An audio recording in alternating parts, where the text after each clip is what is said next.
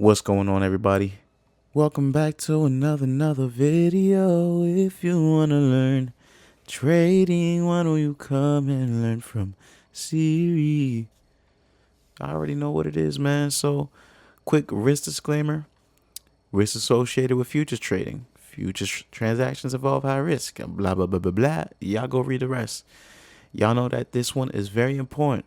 I'm not no financial advisor. I'm just a teacher. I'm just a kid that learned some ICT, that learned some things about the market, and I just want to teach, man. You feel me? I'm just a young man trying to do my thing. Don't make it more than what it really is. This is just me teaching. Cool? We cool? Capiche? All right, cool. Let's get it. So understanding ranges, and man, I'm actually very excited to come back here and teach in full effect. Hopefully that the system that I have laid out right now is working. Currently I can't even get OBS to be working with my mic line. So if any of y'all know about sound systems and y'all know how to be part of the tech team when it comes to sound, please hit me up, bro. I am suffering out here. I'm trying to connect a Rode NT1 to OBS, but it's not even recognizing it as the mic. So I had to put my preamp through the mic line so that I could get this to work. But I want to get the quality to be up to par, so I have to find a way. So right now I'm just recording with Audacity, and I'm gonna match the clips. It's that simple. I'm gonna match the sound with the video. So we're gonna get to it, man. So let's talk about it. What is a range? Of course, ranges are defined to a specific high and a low.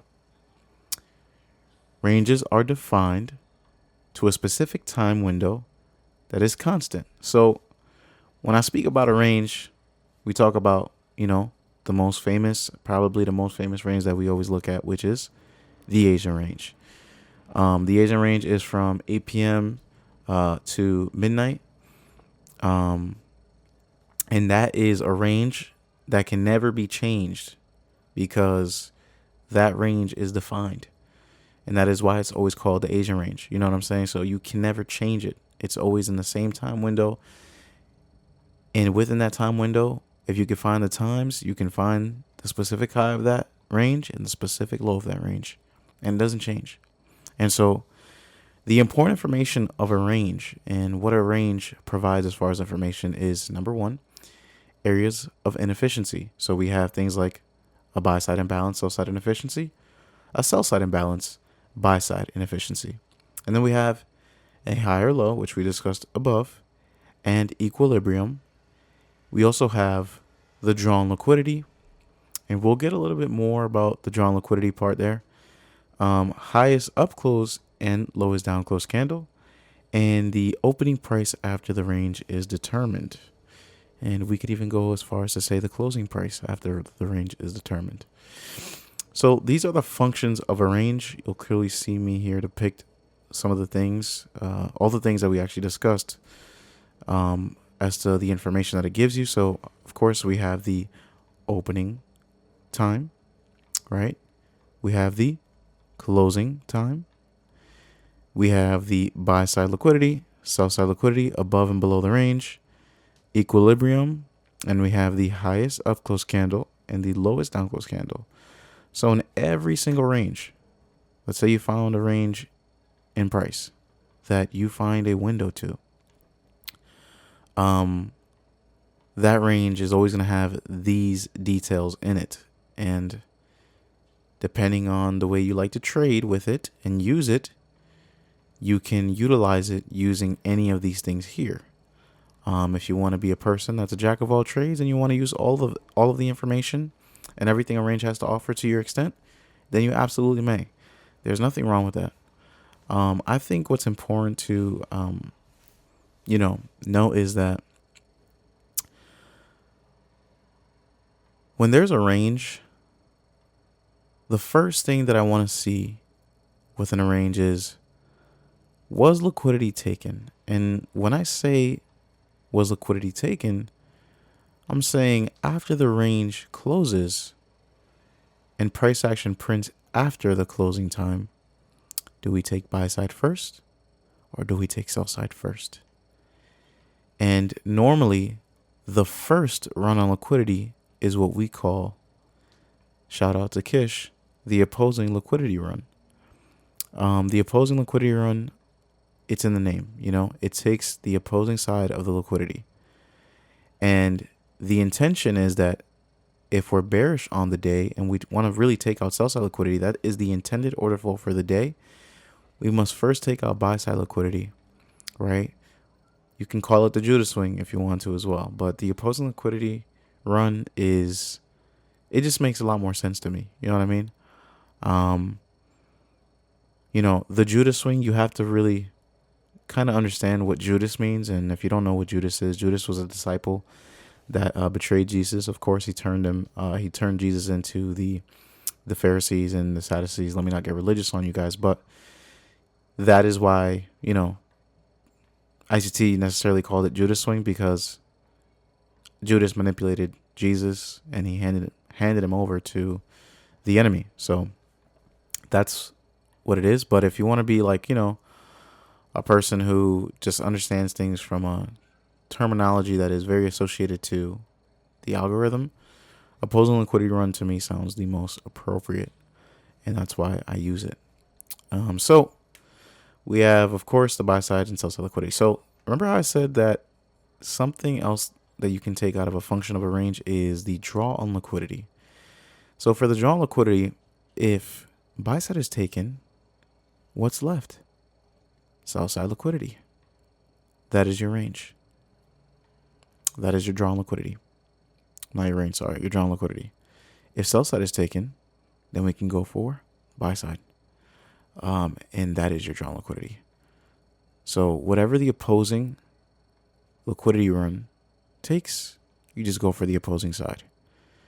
It's very simple. You're going to see certain instances where price, instead of trying to take the liquidity below or the opposing liquidity run, it'll use a order block either at the premium end of the range or the discount end of the range, and it's going to use it as a opportunity to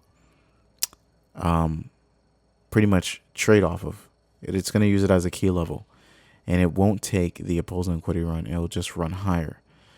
And there are certain hallmarks that you can find as to when this is going to happen, especially when liquidity is taken with inside of this range and whatever that range may mean to you. This can be Asian range. This can be the London range. This can be London lunch.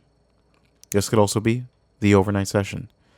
And in particular, I use the overnight session as far as the range. And we can get a little bit into that. All right, so we're going to talk about a classic buy day as far as using ranges. Again, sell side liquidity, which is the opposing liquidity, happens first. Then in here happens to be a change in the state of delivery. If you guys don't know what a change in the state of delivery, I keep it simple. It is the accumulation of the counterparty. If the counterparty, or if smart money wanted to load longs here, but they needed people who are willing to go short so that they can pair their orders, smart money accumulates the orders of the counterparty. So for those who are willing to go short, okay, they're going to pair those orders, accumulate those shorts to pair them to go long. So if you understand that, then you will understand what is change in the state of delivery. Now, once this occurs, there are certain hallmarks or certain footprints that the algorithm leaves behind, which we will get into the next video, where you'll realize that the order flow is bound to change. And once we have that, and we have the drawn liquidity, we know where the intended order flow is.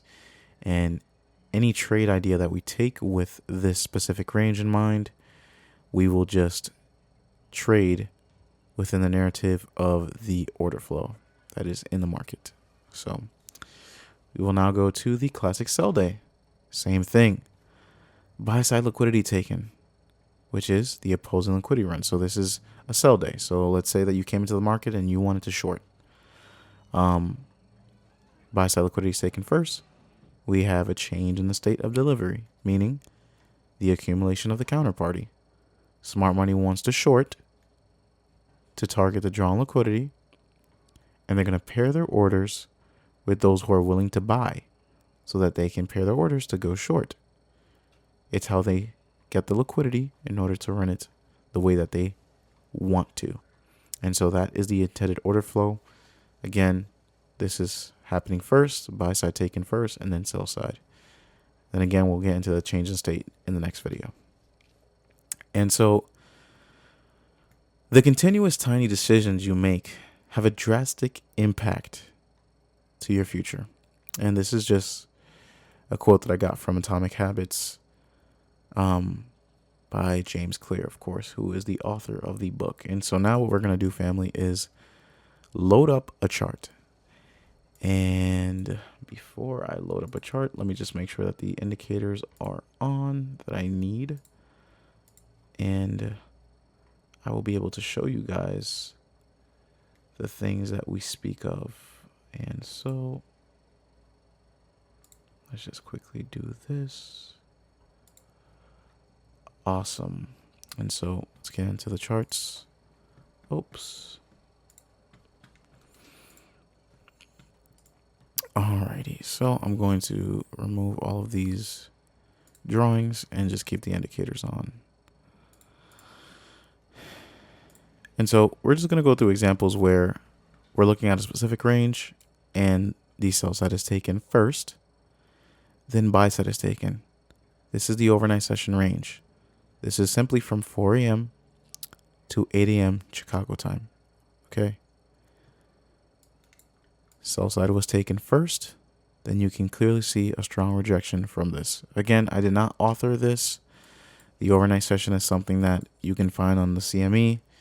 It is a well-known range, but if you put this range out in time, when 8:30 or 9:30 comes New York time, remember this is Chicago time, so this is always going to show an hour behind, but this is 9:30. You will see these moves or price moving around this range, and 9:30 utilizing this range as a catalyst to the narrative for the trading day. So if we go back, this would be what we call the classic buy day. Opposing liquidity run taken first, then the intended draw. Low resistance liquidity run right there. Life is good. Let's look into this. We have here this range. Now I spoke about efficiencies and inefficiencies, and this is very easy.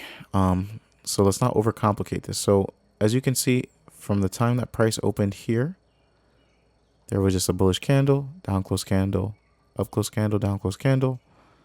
All of this is missing a down close candle here to be delivered. So we are expecting after this range is done, so at 8 a.m. when this range is finished, we expect price to trade down into the inefficient price. And that would be right here. That is fair value. It is fair value for them to go down here because they need to fill that in. Okay, it's the market efficiency paradigm. So in there, we have here one of those instances where I told you guys this right here is the highest up close candle. And as you can see, price traded down from that same exact up close candle. And that new hour came in at 8, or this would be 9 o'clock New York time. And as you guys can see, price is traded down into the inefficiency, filled in the inefficiency, and this was a magnificent trade, going for a total of 40 points, which is great, phenomenal. Here we have it again. This is a classic buy day, okay? We have sell side taken first, then we go for buy side. And again, this is just, you know, the use of the overnight session range and using ranges that are defined, because this is from 4 a.m. to 8 a.m. This is from 4 a.m. to 8 a.m. It doesn't change. So just keep that in mind. These are all predefined ranges that never change. And the things that you're going to find here are simple. So sell side taken, buy side then is next. And then we have here order block, which is the change in the state. If you know where the liquidity is at, you know where fair value is at. If you know where fair value is at, you know where your order blocks are going to form. So here is your down close candles.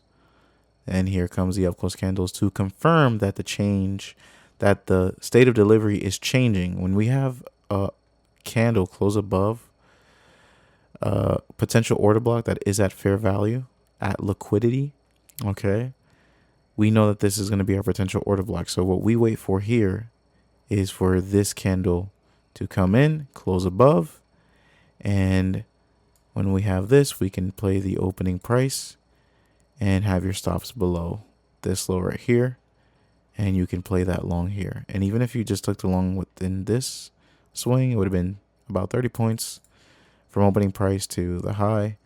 And if you would have held it and possibly just endured this large wick here, you could have been 50 points to the overnight session high. So that's really good. That was a classic buy day, my people. Then we have things like this, of course. Right? This is a large inefficiency. So when we have a large inefficiency, we follow protocol. Protocol says we use 50%. And it didn't quite reach there. But if we were willing to go maybe to another time frame, like a 15-minute, we would have that consequent encouragement be tagged. And that's another catalyst within the overnight session range. If the range has a large imbalance, of course, that doesn't negate it. This is still inside of the range. This is still, a large imbalance that can be used as consequent encouragement, or the consequent encouragement of that imbalance may be used. And yeah, you can play that as well. So I'm just trying to get you guys to look at the idea that overnight session is a range that is, again, predetermined. And I'm kind of just using the functions of this range to allow me to find opportunities. It's nothing crazy. It's very simple. Again, here this is a day where the sell side liquidity was taken beforehand, and this was something like maybe course CPR, maybe. That's what normally tends to happen when I see like a wick like this in an overnight session. It's because there were some 8:30 news or 8:30 catalysts. Could have been core PCE, PMI, whatever. And that normally tends to happen, or NFP. Boom. As you guys can see, the low is taken inside of the overnight session range, or sell side liquidity is ran inside of this. And then they use that as a catalyst to just run price higher. I personally wouldn't trade this because, again, this is not the day to be trading. Once again, we have it here. This is a classic sell day. Opposing liquidity run taken first. And then drawn liquidity will be sell side. If you look at this range, we have buy side, buy side, buy side, and then sell side here finally. But there's still an area of inefficiency. They need down close candles in here. And that's exactly what we do. Price goes and takes the buy side liquidity. We open up in premium, and then it just runs lower and fills that inefficient range in, and then makes it balanced. Okay. Same thing again. Classic. This right here is the 8 a.m. candle, so don't consider this as the run on liquidity. This is your buy side run, opposing liquidity run, and then we have the change in the state of delivery. These two up close candles right here are considered your order block. You run that, close below it, opening price of this order block right here. Stops could be above here, and then boom, targeting what? The drawn liquidity, which is the sell side, which is the other side that needs to be taken out of this range. And then we have there a 60-point run for fun. Same thing again in here. This would be a classic sell day. So if we go in here, we have sell side. Well, we have buy side, sell side, sell side, buy side, sell side. And then we have this here. So we have a small inefficiency within here where there's only buy side here for looking at the bodies. So we need a down close candle in here. But you're going to be like, oh, but look at these wicks. They made it balanced. Well, the only thing that can make price efficient is actual bodies. This may be balanced, but it's not efficient. So if you look at the whole idea of just how ICT explains that, you know, like a paint roller, if you go up, you also want the same amount of coat and color down that same way. And so look at this as them applying a coat, but not being equally matched to the thicker coat on the buy side. And so we need that thick coat down to the sell side. And if that makes sense to you guys, then that's all I need. We have here overnight session range. Sell side isn't taken here, but they use this down close candle here as the catalyst to this buy. And we're going to do this. As you can see, change in the state of delivery, opening price, and they just scream higher to the draw on liquidity here. And again, this is a range that is inefficient, right? So buy side, sell side, buy side, sell side, buy side, sell side, buy side, sell side. So here we need up close candles. We need that coat to be applied here. And then, of course, they eventually just ran the buy side liquidity of overnight session range, where there's nothing wrong with that either. That's actually very good. There's more opportunity for you. Here, this day is not random, but like I said, sometimes these are going to be depending on what you use. So if we were to point out, if we can eyeball maybe the 50% of this range, it's about right here. And so we had price run, and then they came down to the equilibrium of the overnight session range. So the idea is buy side, and then although they didn't run the overnight session low, you would still look for shorts and potentially run it to either the lowest down close candle inside of overnight session, or the overnight session equilibrium, or any area where there's an inefficiency. And so that is just the things that you can use to either enter the market or also target it. And, you know, even though it didn't take overnight session low, this still is like an 80-point run. So it's also very good to be realistic when you're setting these expectations. I see something here like equal lows. I would have targeted that, and then I would have been like, oh, that's very close to overnight session equilibrium. So maybe I can use overnight session equilibrium with these lows. That's something that I may consider, right? We have here same thing or same idea, but this one just runs higher. And also there's going to be times where you're just going to be wrong, and there's nothing wrong with that. This is not a 100% win rate type of model or system or an efficient way to use a range. This is just an understanding of ranges. And yeah, same thing again here. This is super inefficient. And you would expect them to come down here and, you know, fill this in. You would, on this day, just simply take a loss, and that's okay.